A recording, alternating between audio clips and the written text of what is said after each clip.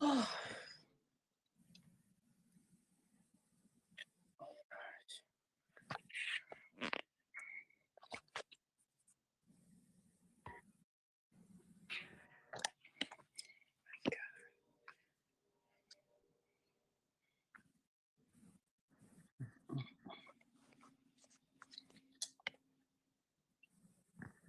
okay.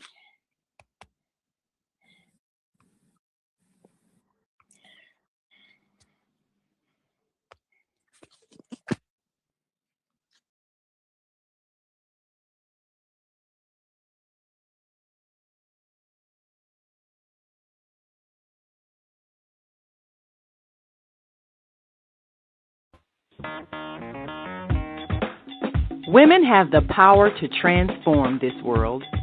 We can end crime and violence if we all agree to do one thing: share.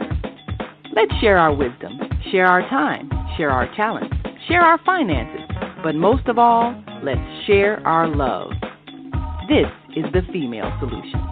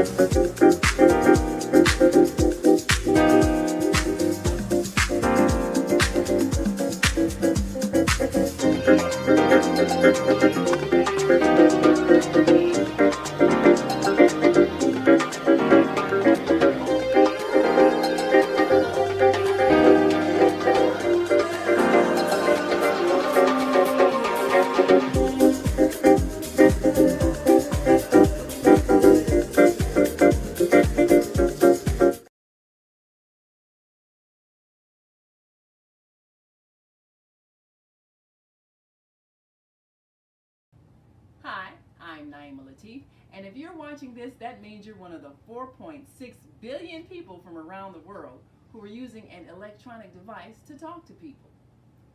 In these times, people are using the internet to talk to everybody: friends, neighbors, family members, co workers. People are on their cell phones and computers all day long. Now, if you're in business, that is great news. That means you can sell your products and services all day long and never have to leave your home. All you need is a media connection, somebody to connect you to an audience. And that's why I'm talking to you today. We produce programs, and our audience members are people who shop. They buy clothes, food, beauty supplies, cleaning supplies, home repair, transportation services, child care services. Whatever you're selling, they need to buy it. We're your media connection. Just follow this link, and tomorrow you can sit back and relax at home while your business is making you money.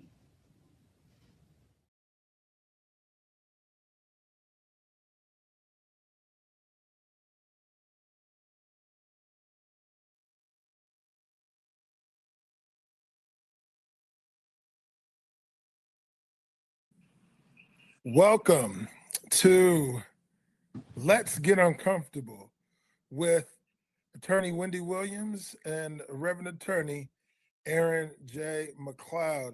Miss Attorney, it is so good to see you on this morning, this evening, rather, excuse me. We are here today to talk and get uncomfortable with some pressing topics that are availing themselves to our community to make us better, to push us forward. How you doing today, Miss Attorney?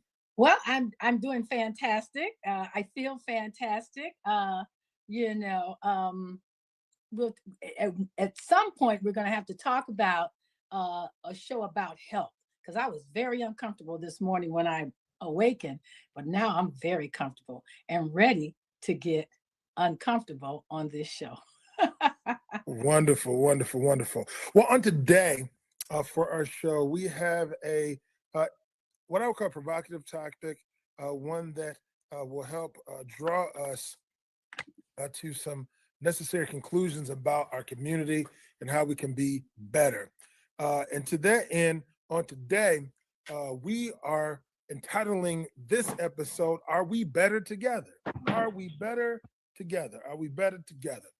And with that, we're not just asking casually, we're going to take a deeper dive into what makes partnerships actually work, whether it's intimate relationships, business collaborations, friendships, or spiritual relationships, one that are fostered or facilitated within our religious community. And so with that, just really excited to unpack this topic. Are we better together? Are we good partners? What makes us good partners? So what are the foundations of a good partnership? What do you think about that, Mr. Attorney?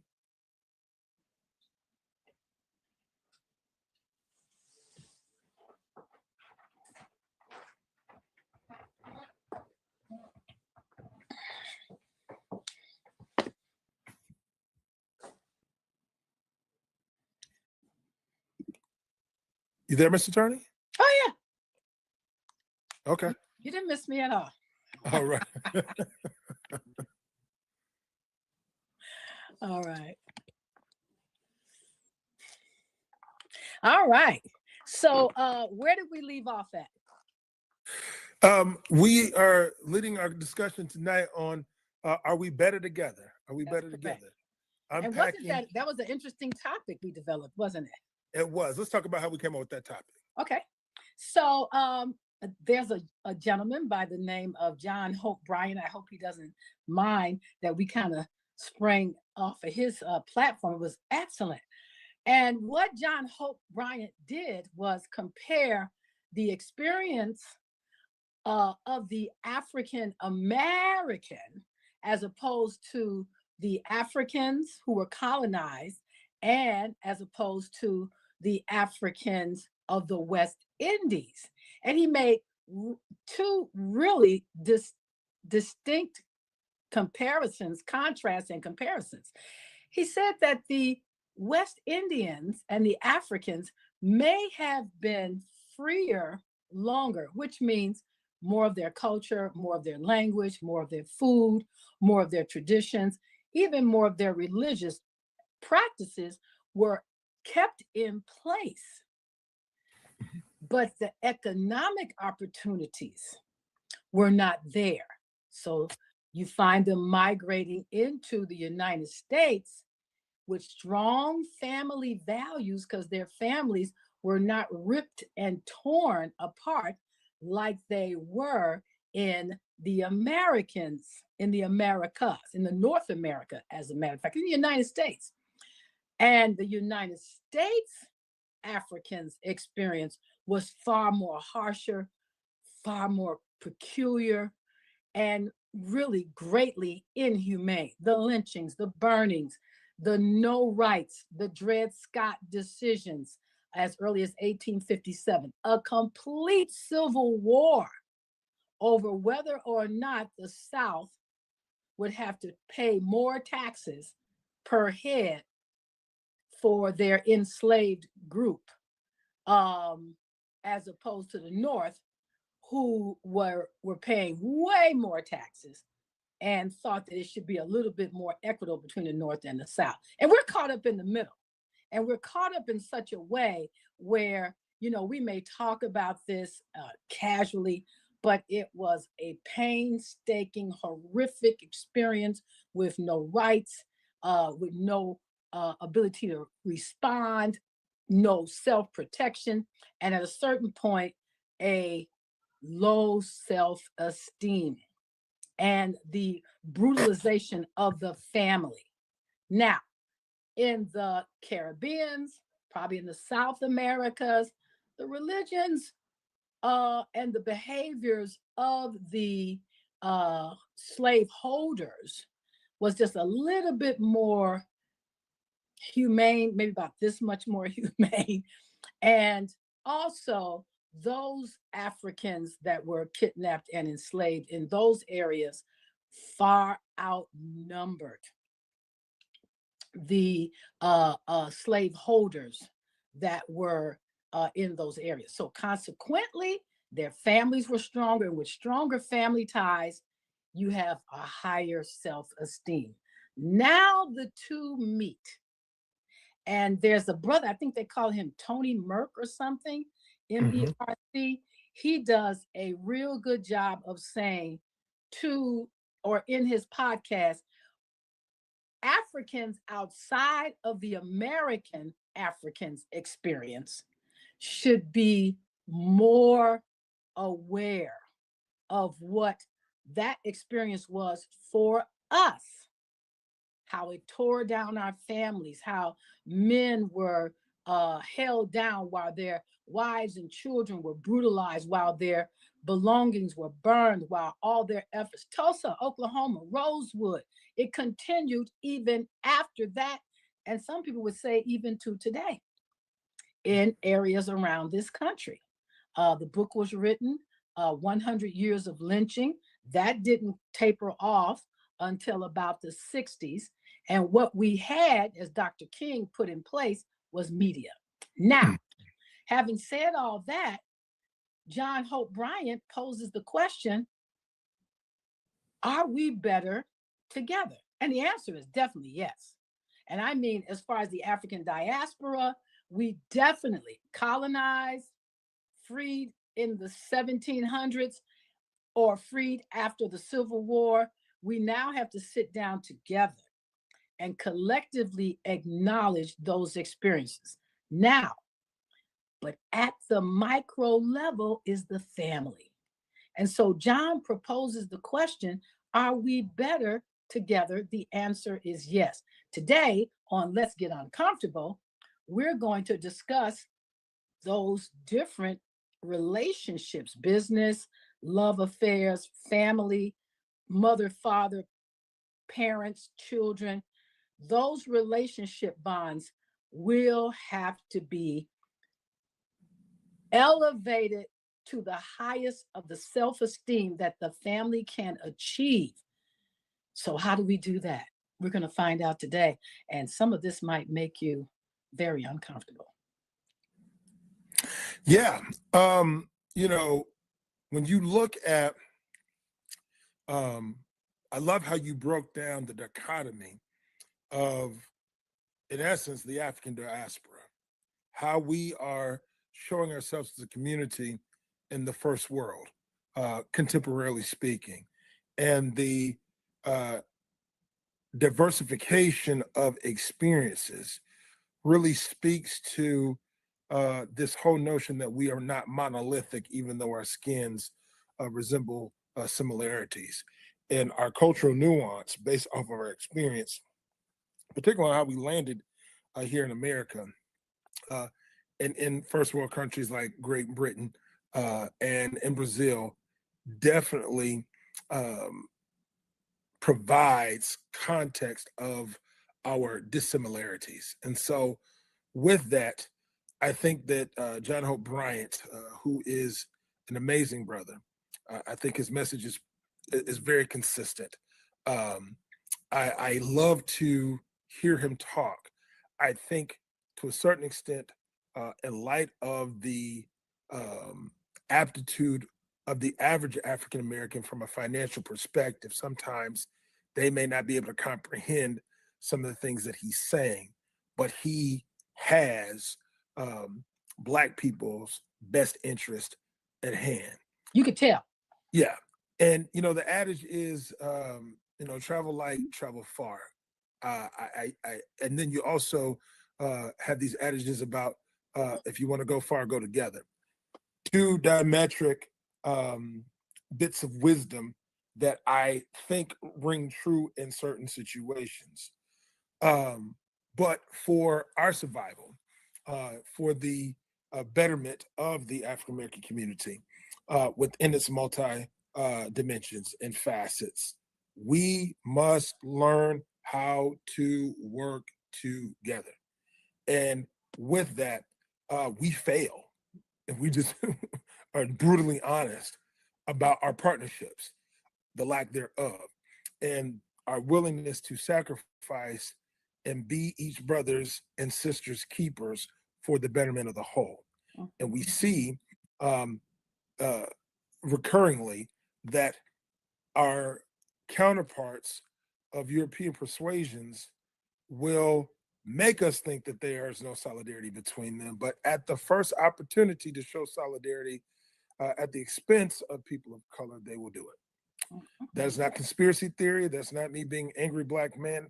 It just is what it is. It's a social political fact. Mm-hmm. It's documented.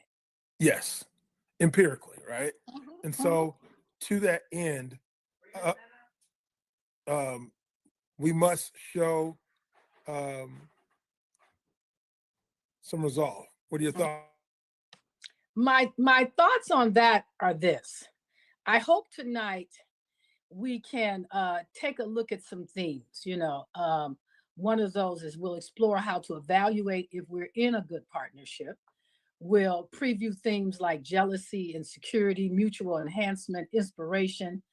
And we'll look at, hopefully by the end of this hour, you'll have some tools, everyone that's listening to us today, or, listening to us at all at some other time. We're hoping that there'll be some tools to assess every major relationship in our lives. And so I don't know, do we want to do this when we come back? Because we want to kick off. Let's do this when we come back, because we can't start off juicy and then be interrupted. So let's go to our first break. Let's take a look at our sponsors and let's hear from them. All right.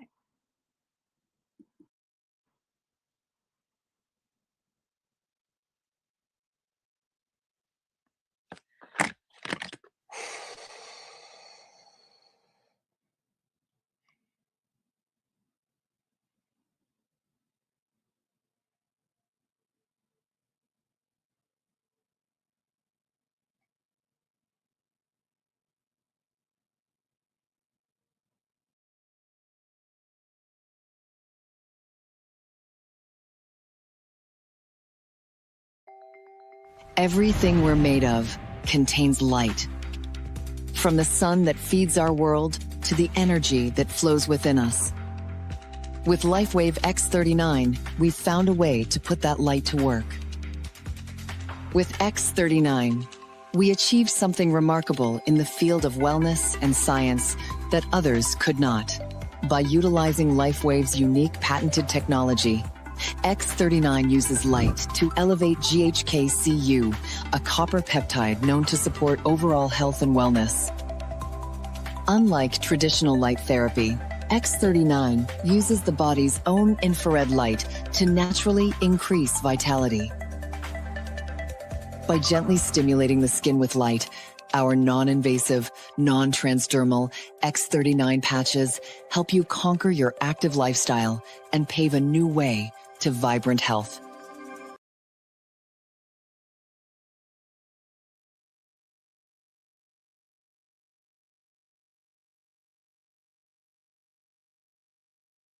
Qualifies as a good partnership within the context of being an intimate partner? Well, first of all, let's just go right for it. Self-esteem issues. Self-esteem. You know, Tupac said in a movie, Poetic Justice. No, it was Juice. It was Juice.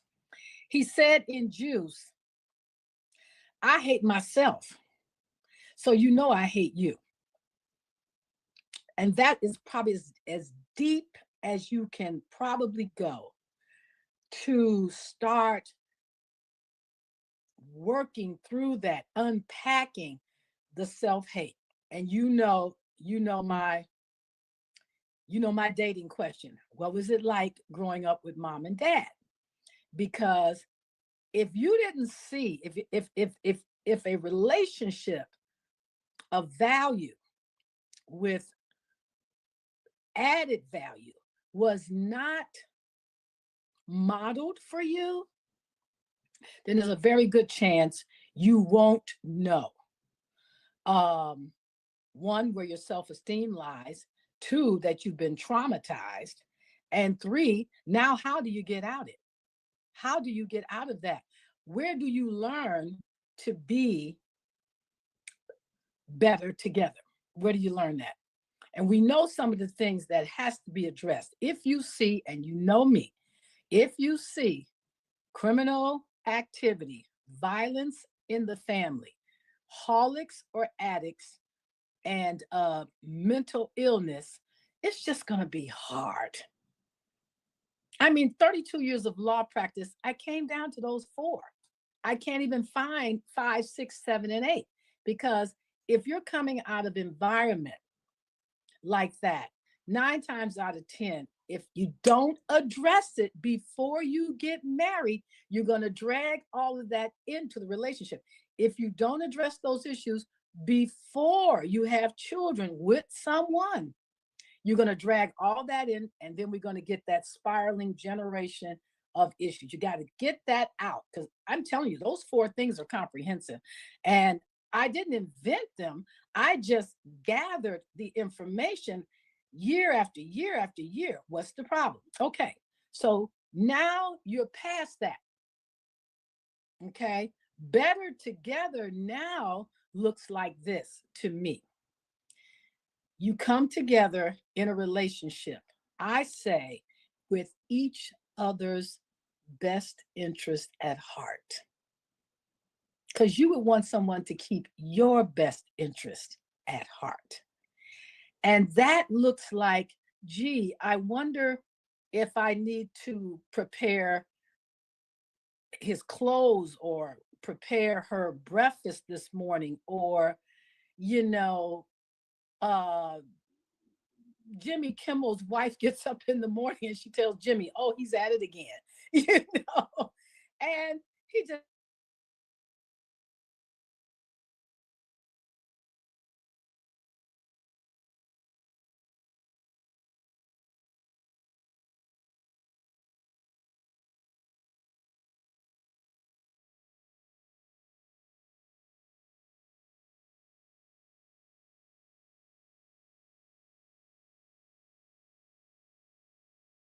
Welcome to Master Force with Mushim Suit.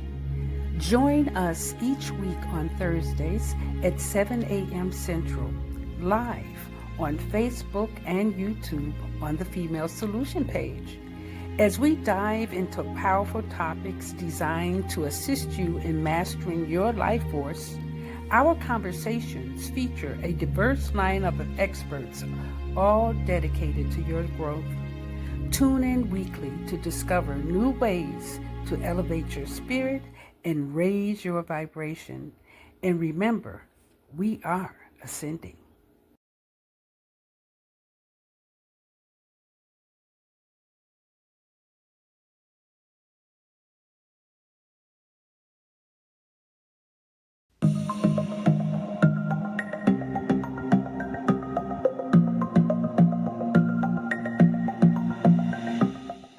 Hi, I'm Barbara. I'm Cheryl. And I'm Naima. We're 3 Black moms. And in case you didn't notice the resemblance, we're also 3 sisters. We're going to be coming to you every week, sharing our successes and our mistakes as we navigate our lives as moms, wives, sisters, daughters, and of course, Black women in today's world. We'll talk about it all: race, politics, religion, economics, culture, and we'll take a look at everything from whether or not to use corporal punishment to how do you teach your children about sex. Look for our upcoming book, Growing Up Charles. It's a personal story about our lives growing up in Maple Park on Chicago's South Side. I'm Barbara. I'm Cheryl. And I'm Naima. We're three Black moms. Follow us on Facebook and subscribe to our YouTube channel, Three Black Moms.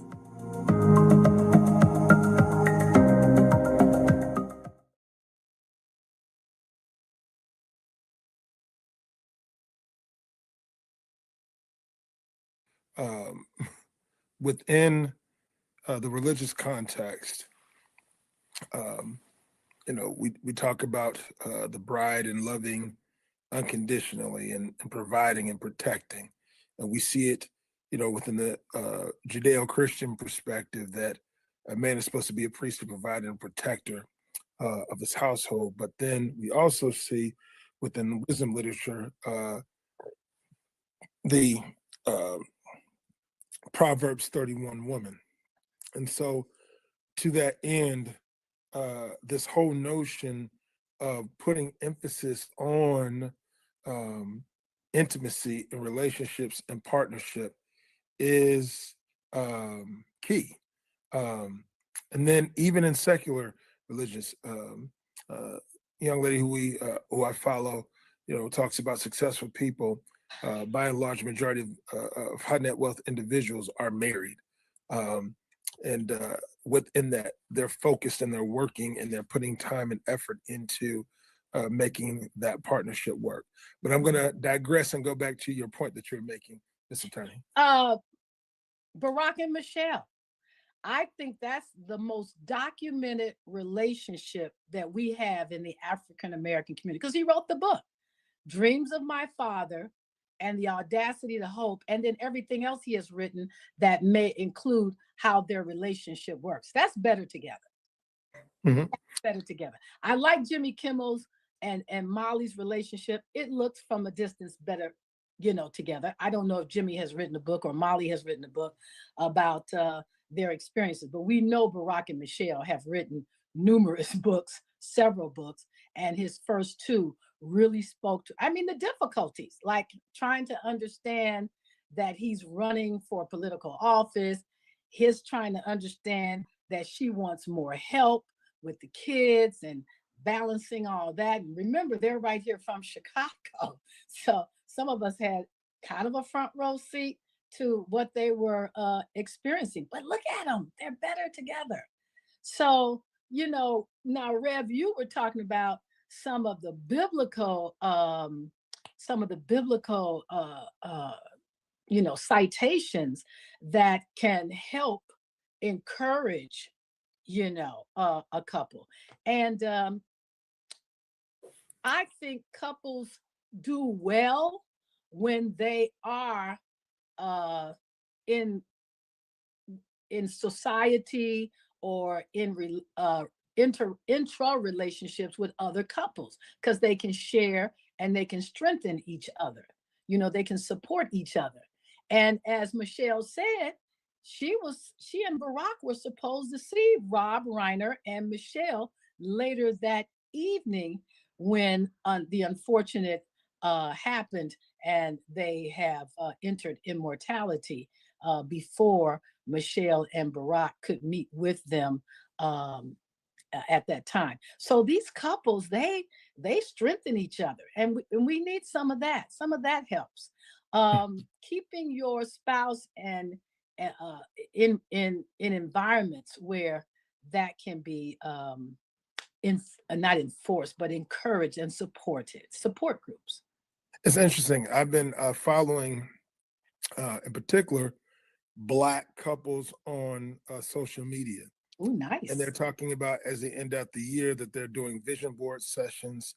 They're giving these vignettes about boundaries as far as uh, what they do together, what they do apart, and they come off as looking healthy. They come off as looking sane, but more specifically, what's clear from what they project is that they're organized within the agreement of partnership. And for a lot of us, we don't even start with that. We start with the physicality. We start with the, oh, we're together now because default.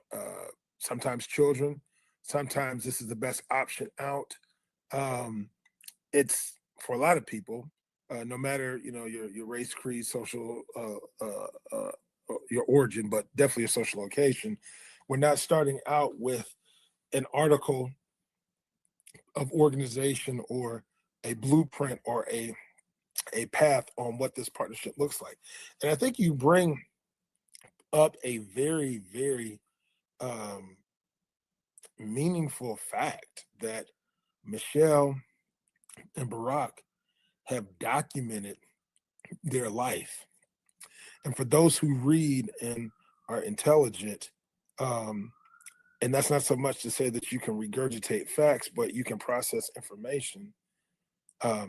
It's good to process and to take their story as a blueprint of what modern day practical partnership looks like, because a lot of people don't have models.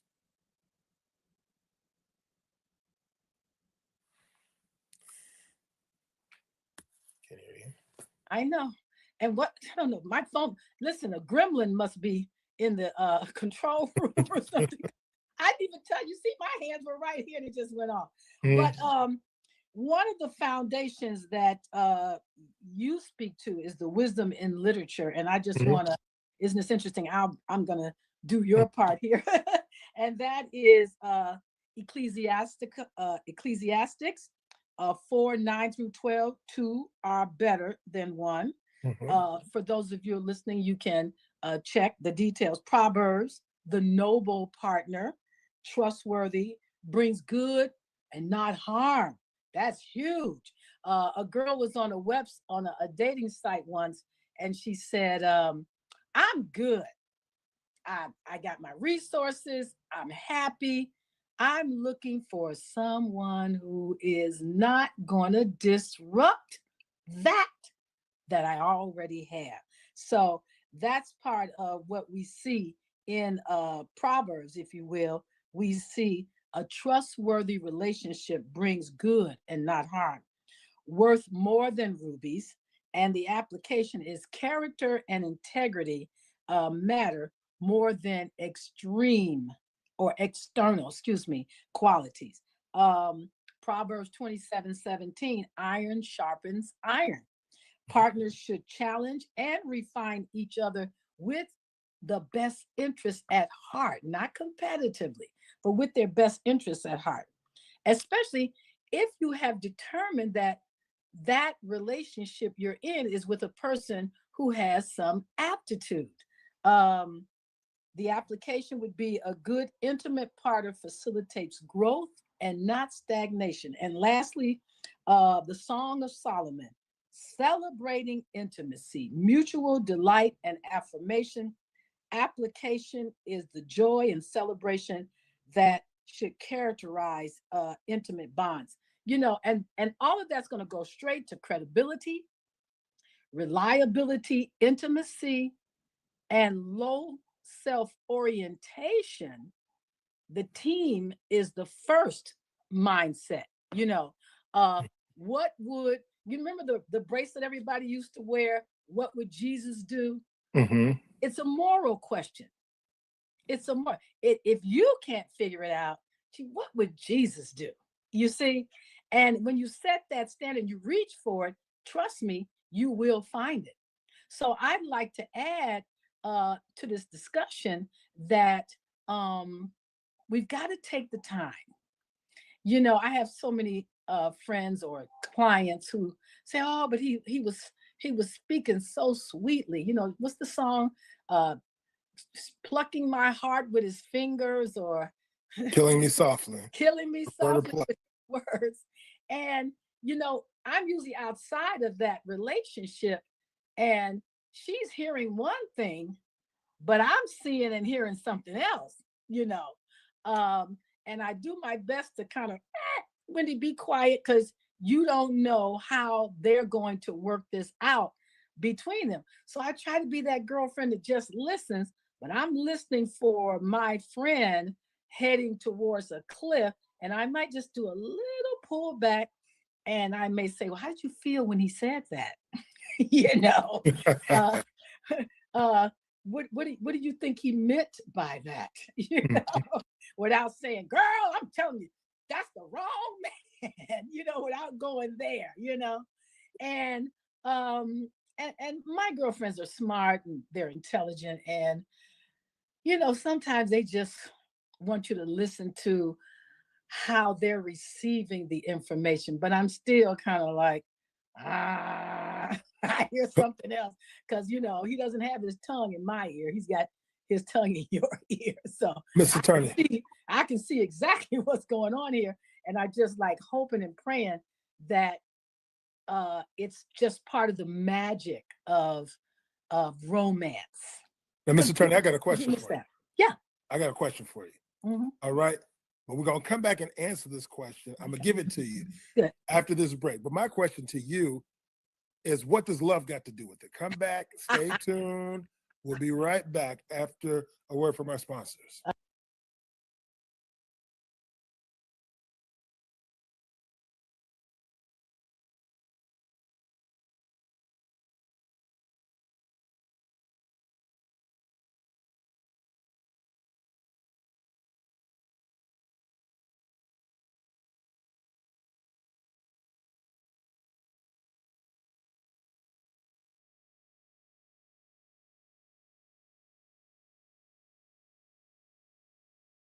Soulful Chicago Black History Book Fair.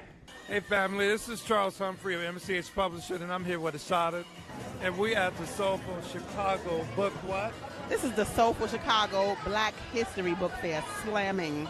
We getting down in Hyde Park. Just run it down, my sister. Just tell us, for the people, a little bit about what we're doing here today and why. You know, this is the Soulful Chicago Black History Book Fair, and this month is very important. I feel like we don't give it the type of recognition that it needs. But beyond that, I do all things literary, and we have so many ancestors that have taken a tradition of writing and done great things. Well, we have those of us that are carrying on that tradition, and nobody knows about them until now.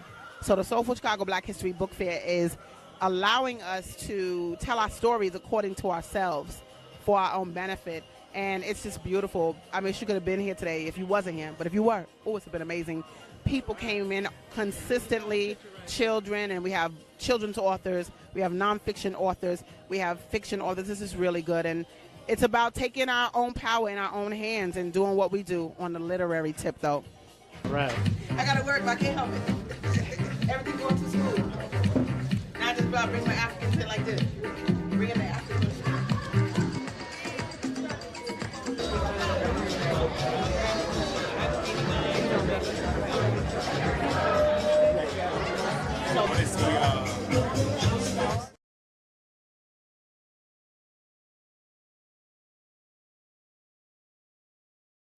What's up, guys? It's Osada, the host of the Gathering of the Griots podcast, part of the Female Solution. Want you to join us every Tuesday morning from 7 a.m. to 8 a.m. And guess what we do? We interview authors of the Soulful Chicago Book Fair. The books, the experiences, the lifestyles, all of it with fervor. So be there right on the Soulful Chicago Book Fair YouTube page or on the Female Solution Facebook page. We look forward to having you and all our literary essence. Peace.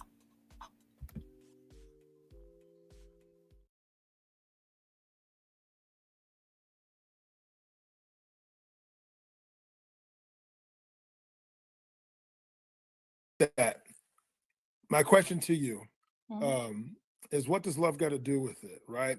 Earlier today, I was meeting with a client, and we were talking about asset protection, and I asked, I said, hey, if you are going to get married going forward, business owner, BMW, black man working and exuding great ingenuity. I said, you need to come talk with me. I said, because we need to make sure that there is a plan in place for you to be successful if you choose to be married. And with that, I said, we're not projecting that you need to be married, but if you choose to be married, I said, this is not, a nebulous conversation that we used to see on Martin, what's mine is mine and what's yours is yours. No, the marriage in its simplest format is the first contract. It is the first business arrangement, particularly for thinking people, those who are rational, those who really are informed. And so with that, we talked about what Michelle and Barack did and how they were successful. And then even people might push back and say, oh, well, that's based off the empire standards. But nonetheless, Empire standard? Yeah, imperialistic, that they are reflective of the power structure, right? They were the ones who were put forward to, there was a choice, the pick, if you will. And so everybody can't be Michelle and Barack, but arguably we can be reflective of some of the things that they did together as far as the business aspect of relationship. So what does love have to do with business partnerships, right? In the institution of marriage, in the institution of civil unions, or within the institution of operating an institution, be it a for-profit, a nonprofit, the partnership. Well, I mean, you got to care. What happened to that part? Everything is not systematic. No, it can't be. You know why? Because nothing is linear. Everything is yin, yang. Today you're up, tomorrow you're down. Today you feel great. Mars is in Capricorn, the moon is in Libra. Vedic astrology, I don't know, numerology. There's so many, psychology. There's so many crazy things that are part of what makes for a caring person or a caring relationship. You know what I mean? And the reason why I say that is because it's hard to, some of this is chemistry, and if we don't get too carried away with the oxytocin and the testosterone and the estrogen, if we know how to harness that, sometimes when I'm talking to myself and even to my girlfriends, I'll say, is this my oxytocin talking, or am I being reasonable? See, to me, there's nothing wrong with love, sex, romance, all that good stuff. There's nothing wrong with it. But how much of that is important to the whole context? And the whole context is a full circle. I say it's about 10%. The rest of it is, I can treat you, not my husband, with the same respect and care as my partner in this podcast. Okay, to care about you. If you got sick and your wife was not there, I'm coming over with the soup. You know how many times we have been in close encounters of the third time when it comes to practicing law. And you call me at 6:30 in the morning, and if you need me, I'm going to be there no matter what. You see what I'm saying? Because I care about what happens to you.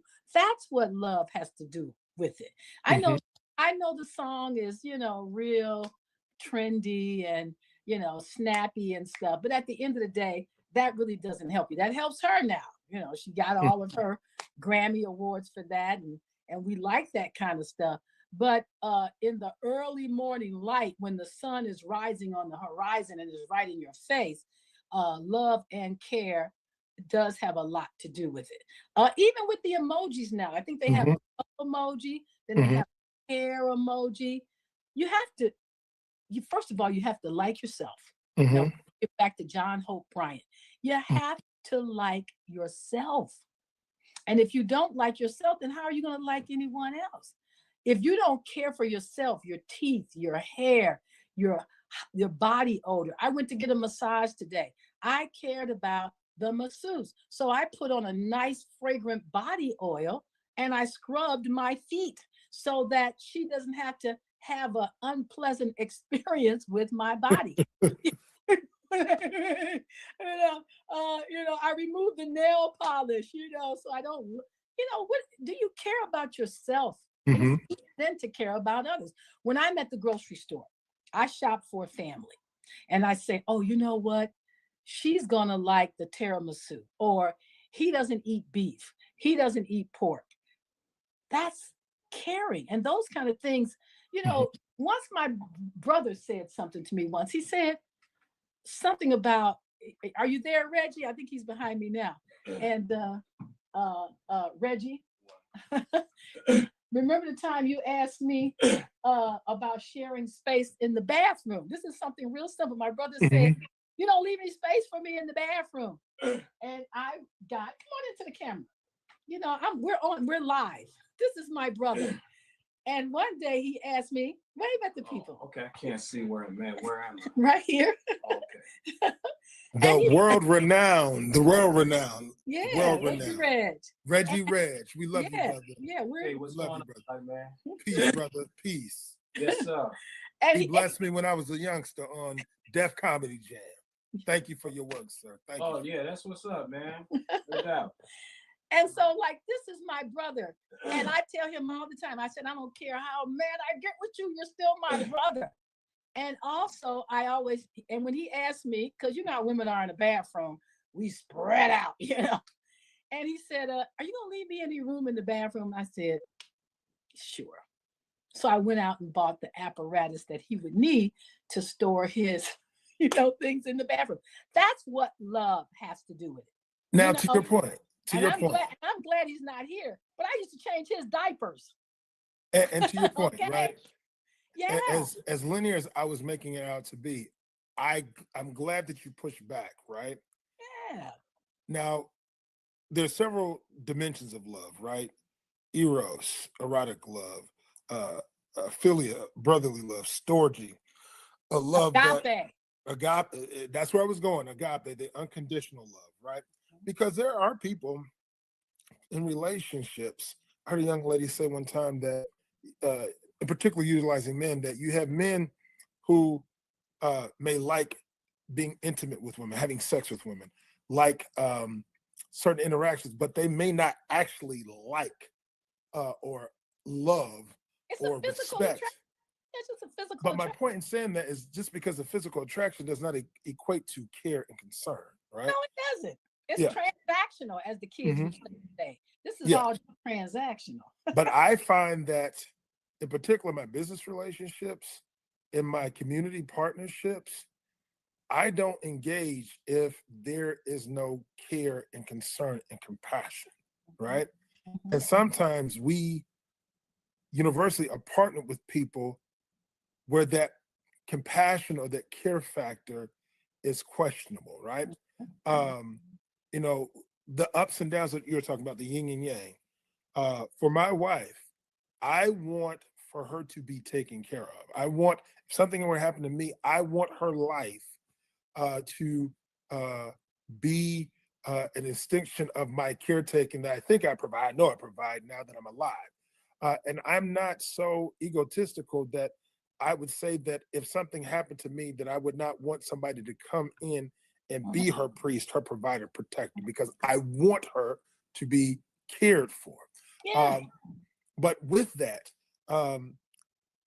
that came from a friendship, that came from, even with the ups and downs of relationship,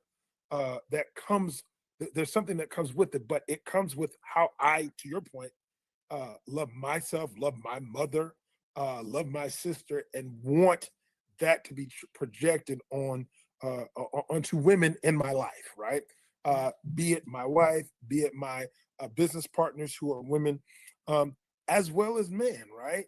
I want them to be whole. So to your point, the distinction that I'm trying to make is that this whole notion of relationship intimately, as far as the physicality, I think is overrated. But if I see something in you whereby I want you in my space, I want to see you better, I want to ensure that your future is brighter, that is the undercurrent of love, agape, contextually, that I think we take for granted. In particular, is not present in a lot of relationships. I won't say most relationships, but as we talk about the toxicity, the divorce rates, the money, we really have not prepared ourselves to be partners, to be better together, because for a lot of us, we don't know where to start. Right, but there's no model. First of all, okay, so here's what happens, and I talk about this a lot when people are recovering from bad situations. Number one, what does therapy do for you? It raises your self-esteem. Because now you visit the trauma of your childhood. And as you work with the therapist, she does wonderful stuff like triggers you and gets all this out the way. So when you leave her office, if someone triggers you, you're not stabbing them in the middle of the night while they're in their bed. Okay, because you're not having those kind of hallucinations. So you got to work on the childhood trauma, the beatings, the rapes, the molestation, the incest, all that stuff that's back here that you're trying to suppress. And then you go out and put your best face on to get married. And then all of a sudden that monster comes from, and the guy wakes up or the girl wakes up and she's got a monster in bed. What's your name again? R. Kelly. You know what I'm saying? This is crazy, right? Okay. Then after you learn, boy, those were not good decisions. After you learn that, then I say you need coaching.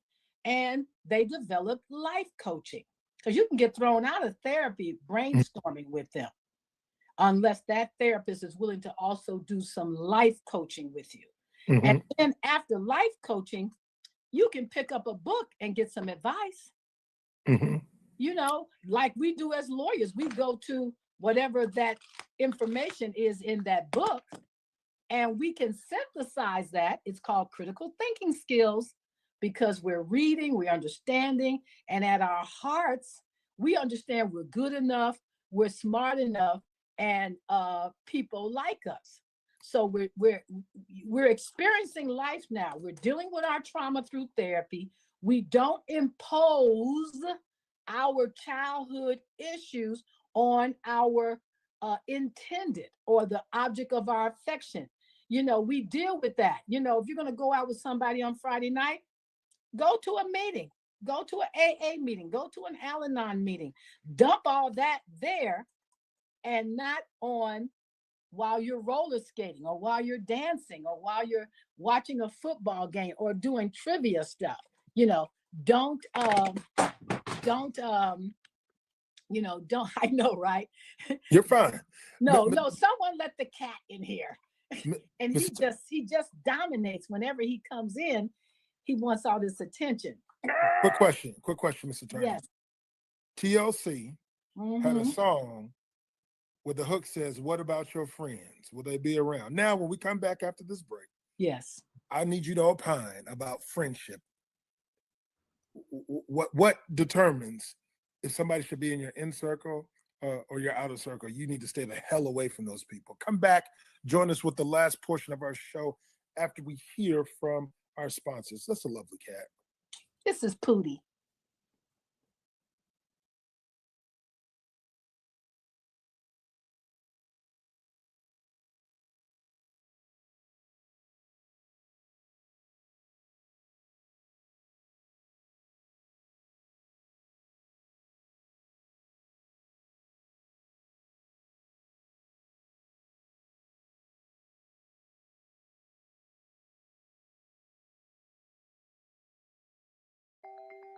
Everything we're made of contains light.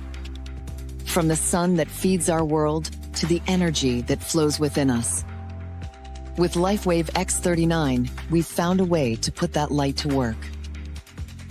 With X39, we achieved something remarkable in the field of wellness and science that others could not. By utilizing LifeWave's unique patented technology, X39 uses light to elevate GHK-Cu, a copper peptide known to support overall health and wellness. Unlike traditional light therapy, X39 uses the body's own infrared light to naturally increase vitality. By gently stimulating the skin with light, Our non-invasive, non-transdermal X39 patches help you conquer your active lifestyle and pave a new way to vibrant health.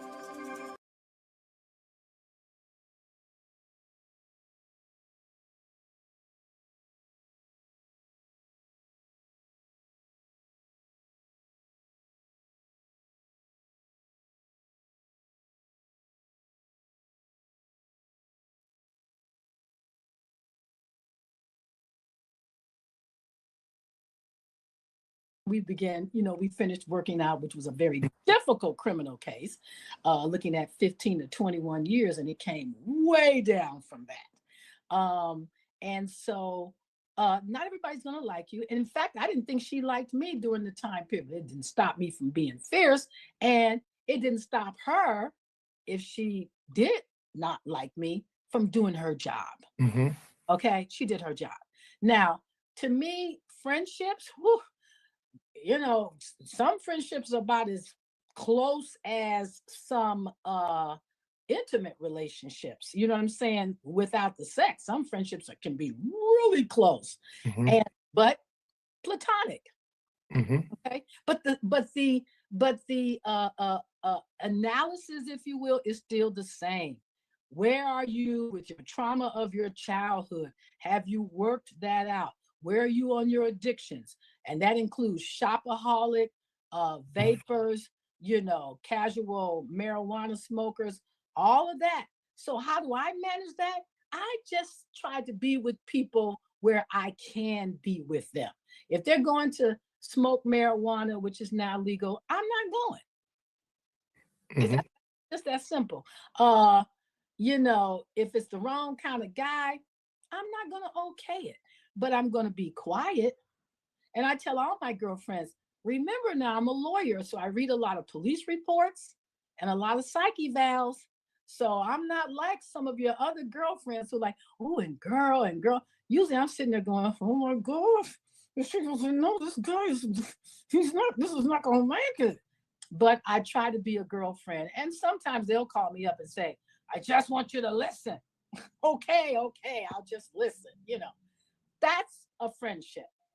That's how you work through some of that. And then there's a time when you grab your friend by the collar and you say, no, you're not going. And I'm not going to let you go. You're not going to do that. Now, I don't have friends who have horrible drug problems. I don't have friends that have deep criminal involvements. I don't have those kinds of friends. So I'm kind of lucky that way. But I get to interact because they're usually it's my client base, but it's usually not my friendship base. So it goes back to the same thing, Rev. Do you have this person's best interests at heart? Mm-hmm. Is your self-esteem, this goes all the way back, we're going to segue all the way back to John Hope Bryant. That's where we have to work this thing out as a people, as an African diaspora. What was your experience like with colonization? What was your experience like with apartheid? What was it like to be in Haiti paying the French back all this money? What was it like to be enslaved in what was it like to be enslaved in Mississippi on Jefferson Davis's plantation? And we did our genealogy and found out our ancestors were on the Jefferson Davis plantation. I could have fainted. And he did that without Henry Louis Gates.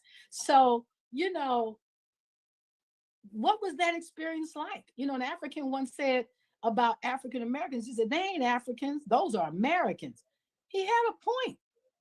Our behavior, our way of thinking about relationships and everything, is it African-centered? Like the sister Marimba Ani says in her book, Yurugu, Yurugu.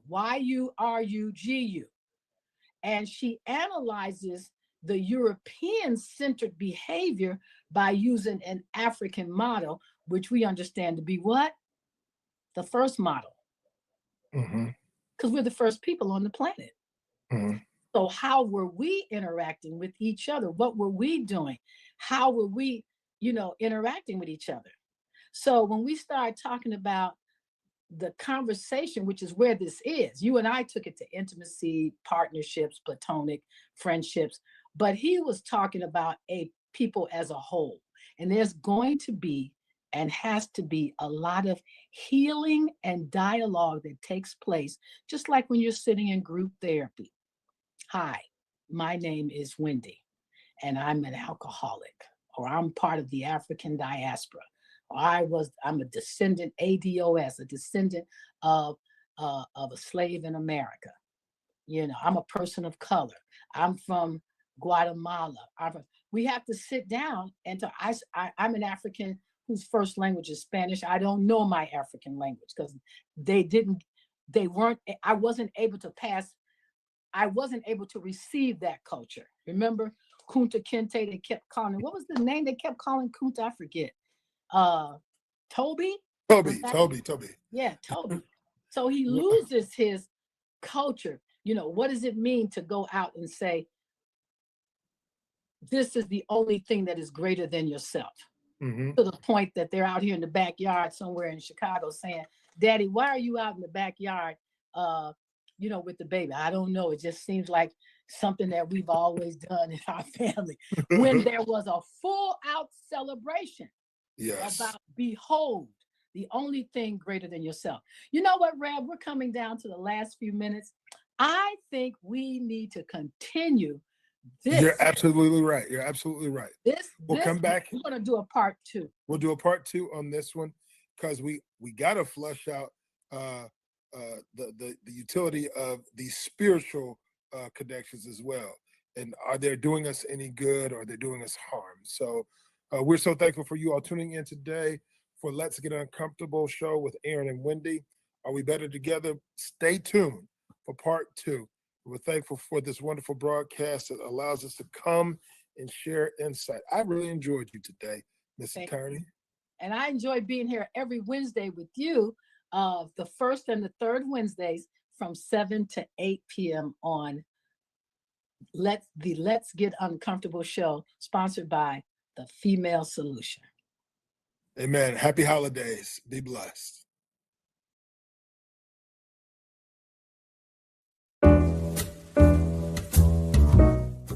We've come to the end of our show today. If you missed any broadcasts, go to our website for the audio and video archives at www.thefemalesolution.com. On behalf of our team of radio hosts, I'd like to thank all of you who participated in today's discussions. And to our global family joining us from all around the world, we say thank you.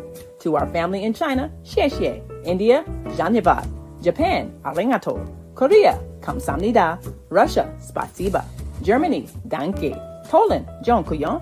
France, merci. Spain, gracias. Italy, grazie. Egypt, shukran. Ghana, madasi. Nigeria, eshe. South Africa, ngiyabonga. Senegal, jareh. Kenya, asante. Israel, toda. Pakistan, shukriya. Afghanistan, tashakur. Saudi Arabia and Palestine, shukran. Assalamu alaikum wa rahmatullahi wa barakatuhu. Thank you, and may peace be upon you and the mercy of God and God's blessings.